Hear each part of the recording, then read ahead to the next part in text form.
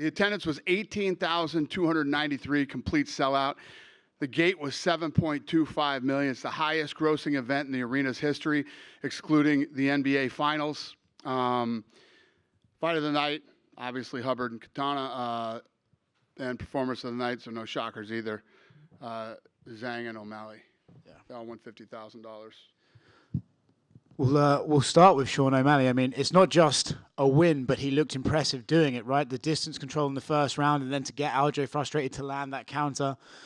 There's been some talk of like, oh, he's had everything handed to him. But after a performance like that, against one of the best champions in the division's history, this guy belongs at the top. Yeah, I mean, listen, you know, Dana White privilege. You don't become number 2 in the world without earning it. So, and I don't pick that. You people do. So then he went in there and delivered tonight. Yeah. There is no such thing as Dana White privilege in this company. You know, they can do that type of shit in boxing. If you make it to the top here, you know what I mean? I'm not going to say that some people can't catch some breaks sometimes. People are hurt. You know, this and that happens. Certain matchups can't happen at one time. You got a situation where Merab won't fight the champion. I mean, there's lots of different things that can happen, but it has nothing to do with us. It's just the way that timing and everything else plays out. When you get to a title shot, you've earned it here. What did you think of his performance? Who? Sean, tonight. How good did he look? How do you even want me to answer that question? He knocked him out. In my head, when you think about the fight and you think about Sterling, you say to yourself, how does Sean beat this guy? How does Sean stop the takedown? You know, he's not going to be able to stop the take. Maybe he'll do it a couple times, but all night. Cejudo couldn't. But you never know, man. Styles make fights, and things happen in fights that, you know, you sometimes don't expect. And he got caught, and he got stopped. There's a lot of talk about this guy's potential as a star for the UFC. I mean, he does crazy numbers already. How much more does a championship add to that star power for Sean O'Malley? We broke the all-time gate record here. Bruce Springsteen just played here and did $5 million. We did over $7 million. Okay, with the Boston Garden. We're the biggest thing other than the craziest fucking sports town on earth, other than their team that plays here. We're the biggest thing that's ever been here. So what does that tell you about O'Malley? This is also the biggest bantamweight championship fight ever on pay-per-view globally. It broke the record. Biggest bantamweight championship fight ever. I'm sure you saw the crowd at the end. O'Malley isn't going to be a star. He is a star. We'll move on from him to Zhang Weili. Again, equally impressive, you know, domination throughout that fight. She's potentially already the GOAT in that division. What did you make of her performance this evening? Yeah, no, I mean, like you said, it was completely dominant. Lemos was tough as hell, ate a lot of shots. I mean, and she broke a record tonight for strike differential. She actually beat Valentina Shevchenko's record. And, I mean, you can't win any more dominantly than that other than a finish. She got out of a pretty scary choke at one point. I mean, she looked good. Especially, I mean, Lemos is so tough, and Lemos hits like a man. You know what I mean? When she throws punches, they have bad intentions. And she caught Weili a few times with some good shots, and she took those too. Weili Zhang is a beast.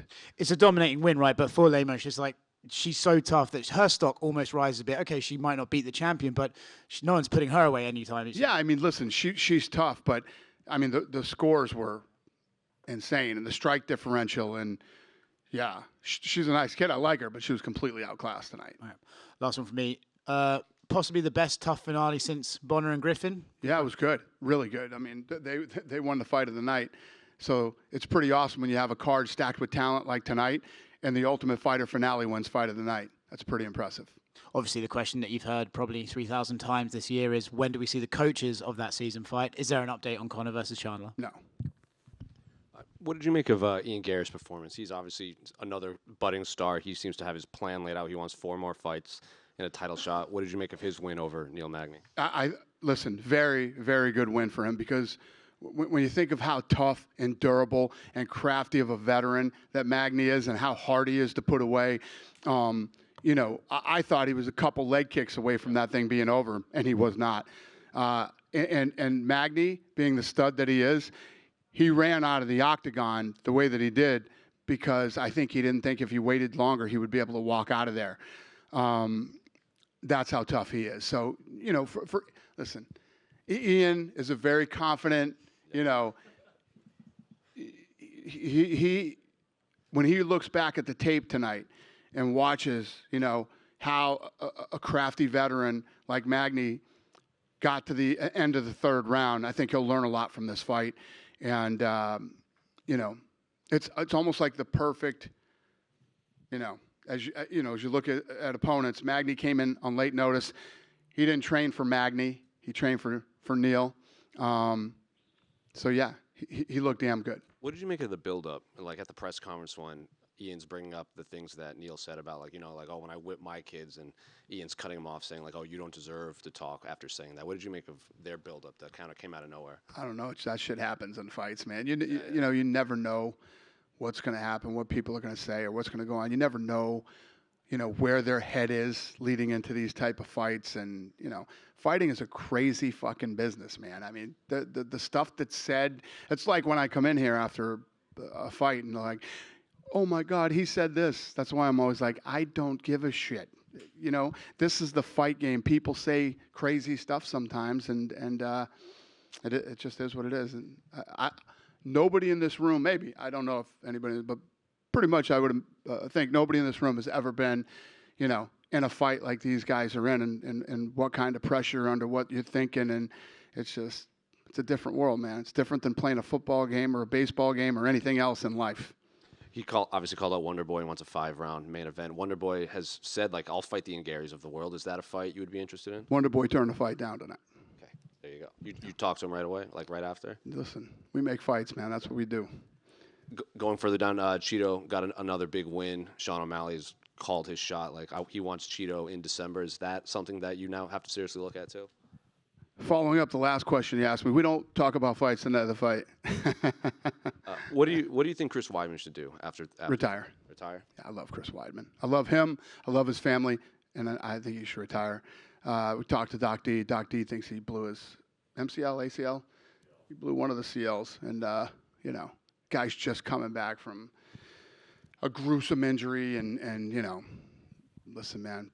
Father time is not our friend at all, but definitely if you're a professional athlete, it's... So if he comes up to you and says, I want one more fight, is that something you say, hey, maybe let's talk about this? First of all, depending on the damage to the knee, you're talking another year. Right. So I would say, Chris, I love you. Please retire. Dana, right here to your right. Given kind of where Ian is right now in his build, do you think it's time that the UFC finally goes back to Dublin at some point with him as a headliner? No? Not yet. One more move, then we go to Dublin. Gotcha. And kind of sticking with the locations, you had expressed after Weili's last fight that I believe it was her last fight, or maybe it was when Yan Xiaonan won, that you want to go back to China this year. Is that something that we should expect to see Weili in the near future? Probably. And then one more from me. We talked to Joe Lozon yesterday at a Q&A. This is the first New England card you guys have held where there's no New Englanders on it. He said that he had hit you guys up a bunch to get on this card, and that he was told his services weren't needed. It wasn't that services weren't needed. The card was full at the time that he was asking. We already had the card full. Gotcha. So, you're cool with offering him fights if he wants to fight again? I would like Joe to retire, too. You know what I mean? It gets to the point. It's like Chris Weidman. We're talking about Chris Weidman a minute ago. Weidman reached the pinnacle of the sport and did it in spectacular fashion, knocking out one of the greatest of all time, right? And what's now? Why? You know what I mean? To come back and feel it one more time. We felt it tonight, and he blew his knee out, and he's going to have to go through crazy surgery again and recover from it. It's just like, wow, you've already done it all. You've accomplished everything that you could hope to accomplish in the UFC. And last one. And in saying that, so is Joe Lozon. Joe Lozon at one point held the most fight of the night bonuses or performance bonuses or whatever it was. He's been a part of the Ultimate Fighter. He's done so much in the sport. You get to an age where it's just like, come on, guys. And last one for me, the tough finale. Sometimes we see guys that lose the tough finale, that's it for them. They don't have another UFC fight. But Cody Gibson, safe to say that he'll be sticking around? Yeah, everybody's blowing me up saying give them both a contract. Yeah, he'll be sticking around. And actually, I lied. I have one more. We didn't hear from you after Corey Sandhagen's win recently. I guess I just want to kind of figure out what you thought of it and kind of where he fits in this picture. Yeah, listen, he's a stud. He's been apologizing to me nonstop about his performance. He needed elbow surgery, he hurt himself, and I said, kid, every fight can't be the greatest fight you've ever seen. Your performance before that was amazing. You stepped up and you took this fight again on short notice. Stop beating yourself up, man. You know what I mean? Every fight you see isn't going to be the greatest fight you've ever seen. And every fight you fight can't be the greatest fight you've ever fought.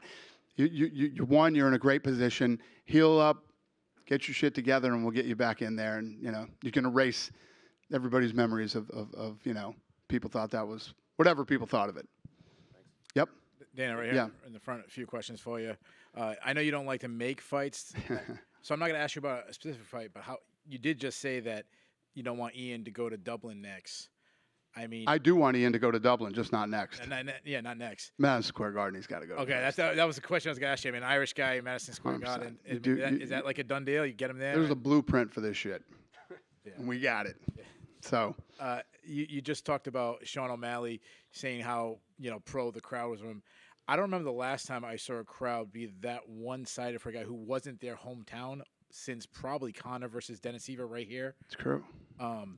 We always talk about who could be the next Conor, Ronda Rousey, Brock Lesnar. What about beyond that? Do you see someone on the roster, possibly Sean O'Malley after they could actually surpass that stardom of like a Conor and Ronda and all those? Well, it's not about surpassing them. It's about who's next and how. And, when Conor McGregor exploded onto the scene, he ignited Europe and other parts of the world.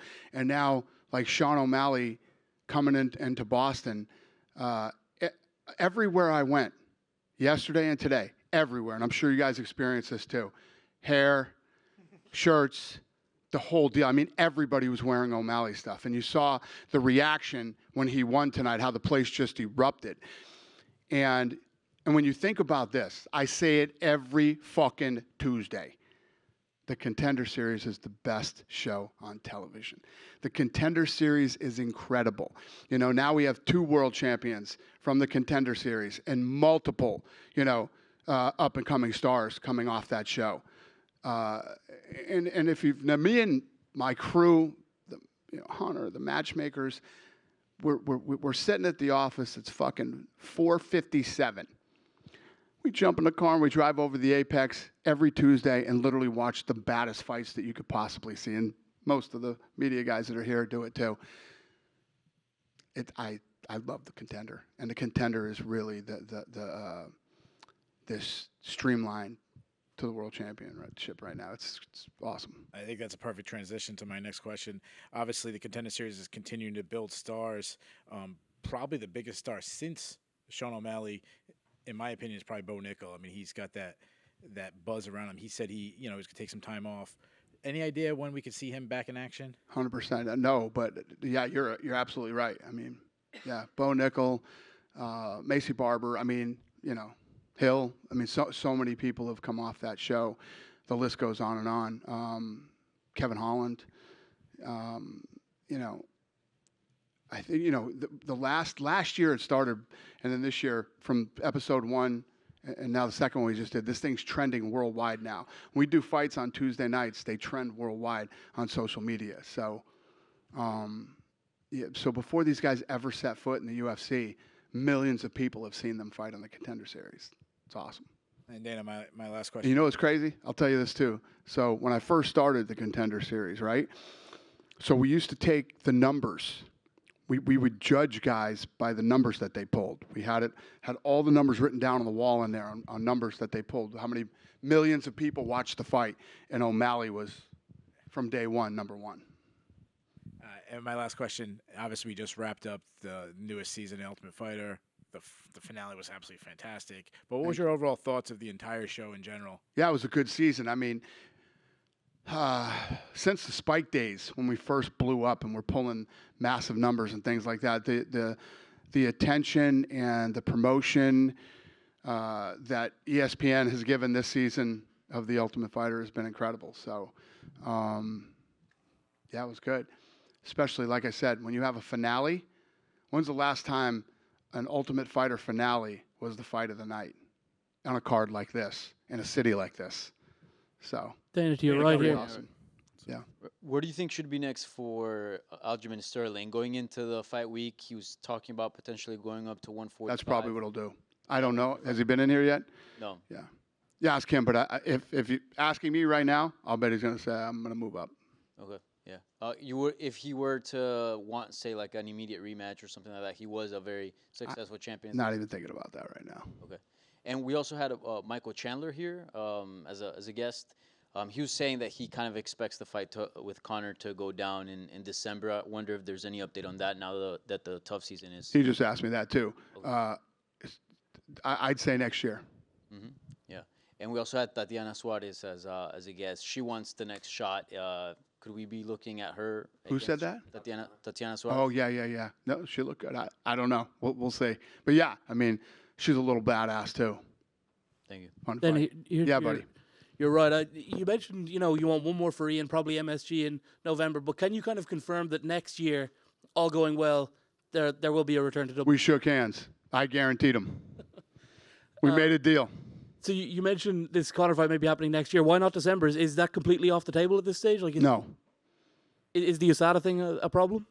Oh, you're talking about Conor? Yeah. Oh, I thought you were asking me if we would go to Ireland first, if it's off the table. It's not off the table. And anything's possible, but I don't know. I can't. You're asking me questions I don't have the answers to.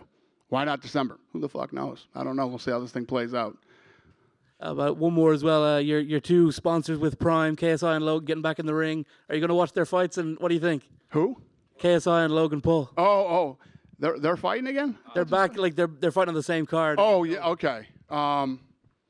Listen, I like Logan.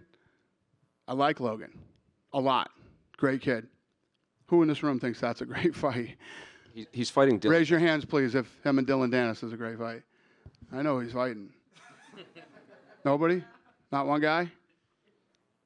Dan, a question over here, kind of a hypothetical. Obviously, Sean is a big draw here. He's from Montana.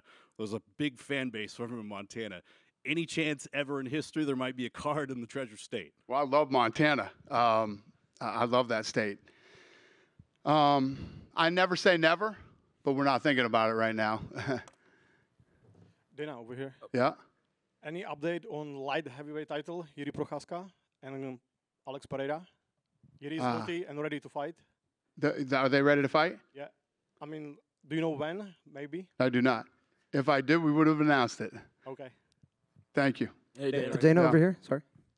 I have to ask for the people in Ecuador. Do you think Michael Morales will fight again this year? And if so, can you tell us when? I have no idea. Thank you very much. You know I've been here too long when these are the fucking questions you're asking me now. Hey, when this guy's gonna fight, what about that guy? What do you got? Hey, how you doing? Good. So I talked to the great John Anik, and he thinks the Patriots are not going to go to the Super Bowl. Are we ready to reprimand him, or what do you think about that? That's just fucking rude. John Anik, are you crazy? I would love to see them go to the Super Bowl again, but I say it all the time. Over the last 20 years, the Patriots have given us so much joy and happiness. You know what I mean? We can take a little rebuilding time if we need to, but shame on you, John Anik.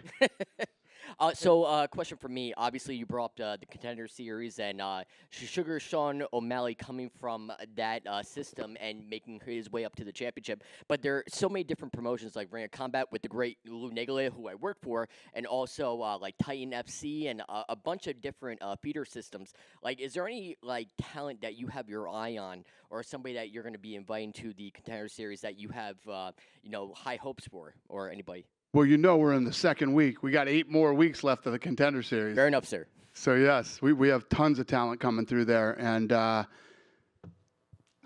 don't think we've turned down a fighter. We've picked every fighter in the first 2 episodes. We haven't even we picked every fighter that's fought on the last 2 episodes. So, listen, I love Tuesdays. It's my favorite time of the week. I love that show, and I'm excited for the next 8 weeks. And, there's tons of talent coming through. You got an eye for talent. I have to admit that. But nevertheless, is there anybody on this card that popped out? Like Ian Garry was amazing, and is there anybody that popped out for you on the card that you really stood out for you that you're gonna move up or? Well, anybody? I would say the entire undercard looked incredible. I mean, you know, as you got into the main card, there were a lot of fights that people were highly anticipating. But, you know, when you talk about Gibson and Katana, unbelievable fight. When you talk about Silva, you know, there was just so many great fights on the Rodriguez. I mean, the undercard was incredible. Fair enough. Thank you very much, sir. Thank you, sir. Hey, Dana, Right here, just a buddy. quick one. Any update on if you guys are coming back to Atlantic City this year? I know that was rumored for December. I don't know. Hey, Dana. Good enough I for me? hope Thank so. You hope so, he said? I hope so. Yeah. Thank you, Dana. All right, buddy. Dana, right here down the middle. Yeah. We spoke to Ian Garry earlier in the week, and he said that he was surprised that fellow Irishman Paul Hughes hasn't been signed to the UFC. Is Paul Hughes on your radar at all? Do you know how many guys are surprised that their guys they're friends with haven't been signed to the UFC yet? I hear that every day. But you know, with the Contender Series going on right now, and with the amount of fights that we put on right now, the other thing that's happened is we've had. It's been a while since the injury bug has fucking terrorized us like it has over the last few months. So if he is somebody that is that good and that we're interested in, Sean and Mick will find him and bring him in here. And Conor McGregor was tweeting after Kurt Holloway's win that he wants to see him rematch Lee Hammond from this season of The Ultimate Fighter. Is Lee Hammond potentially going to get a second shot at the UFC? I don't know. We'll see. And last one for me. You said this event broke the bantamweight title fight pay-per-view record. Yeah. Do you have a current estimate on that number? I do, but that belongs to ESPN, so I don't give that out anymore. But yeah, it crushed the record for the bantamweight championship. Yeah, this thing broke tons of records. The gate, the pay-per-view, social media was massive too. And now that he won, it's probably going to be even bigger. And I guarantee we're going to do an economic study on Boston. You know, the economic impact that we had on this city had to be massive too, for not a Celtics or Bruins game or Patriots game. You know what I mean? So, yeah. Thank you, Dan. Big night. Hey, Big Dana, night. how are you? To your left. Now, given O'Malley's meteoric rise, right? You know, Snoop Dogg at the Contender Series, there have been a lot of people saying that he was going to be a champion really early on in his career. Was there a moment where you knew that he would be a future champion, or you first thought that? Well, I think people thought that for a long time, and then he got a lot of criticism after the Cheeto Vera fight. You can never tell in this sport, man. You never know how. Listen to me. Don't fucking lie to me. How many people thought he was going to win tonight? Raise your hand. No, go ahead. Raise your hand. Don't be shy. One guy? Two guys? No? Yeah? You? How many reporters are in here tonight, Lene? Huh? There's 70 reporters in this room right now. One guy raised his hand that thought Sean O'Malley was going to win tonight, right? Who the fuck knows? This sport is crazy. I mean, anything can happen on any given night. And it happened tonight. You know, most of you that follow the sport and are educated in the sport said what everybody said. How does he not get taken down and absolutely destroyed on the ground? How does he stop the takedown? Maybe he'll stop it a few times, but this goes, the longer this thing goes and the more he defends the takedown, he's going to be in big trouble. And here we are in this room now talking about how Sean O'Malley is the champion. So you don't ever really, let's talk about Bo Nickel that he brought up the other day, a couple minutes ago. He was great. Unbelievable. Once you crack that top five, very few people make it into the top five, right? It's a whole nother ball game when you're in the top five. So 69 reporters in here said no. One guy raised his hand and said yes. What the fuck do I know? You talked about wanting to do an economic study, and this weekend, especially in Boston, it seemed like a lot of green hair and a lot of country hats for that Morgan Wallen concert, right? Given the impact that Sean had, have you seen something like that around a city that one fighter can have so many people? You know, not since the rise of Conor McGregor, yeah. Not since the rise of Conor McGregor. And Ronda, too. Ronda, when Ronda started to really take off, Ronda had that buzz, too. Chuck Liddell. Given how well it did in Boston, would you consider coming back anytime in the near future? I know that COVID really impacted things, but... Anytime I get an excuse to come back to Boston, I'm coming, believe me. Like I say, when we go to all these cities, and you know, listen, we've been selling out since, since you could put people back in the arena again. And there's so many places that we haven't been. Tonight, we do these events, we have lots of sponsors and other people here. So people were hitting me up tonight, when are you coming back to Chicago? When are you coming back here? When are you coming back there? So, so many cities that we got to get back to. But I love this city. I love the Encore. I love the food in the North End. I mean, it's just, I love the steak tips out in South Boston. I'll get back here as many times as I possibly can. Awesome. Thank you. Thank you. You guys done with me? So, Donna. One more? Yeah. Yes, Yes, Donna, sir. this is from China Migu. Currently, Weili and Lem's fight attract over 1.9 billion views in China's social media. So, however, consider, bring the UFC back to China this year? That makes me very happy, sir. I'm happy to hear that. And the answer is yes. Do you know when? I do not. As soon as possible. So you see Weili, from 2018 when she got into the UFC, and now she improved herself very well. Who do you think the next challenger for her? I don't know. If this game, we're working on that right now. She's up next. She'll be in here. I think you should ask her who she wants to fight. She's the queen. She's the champ. She's a beast. She could do whatever she wants. So talk to her. Cool. Thank you. Good? All right. She's up next. Have a good night, boys.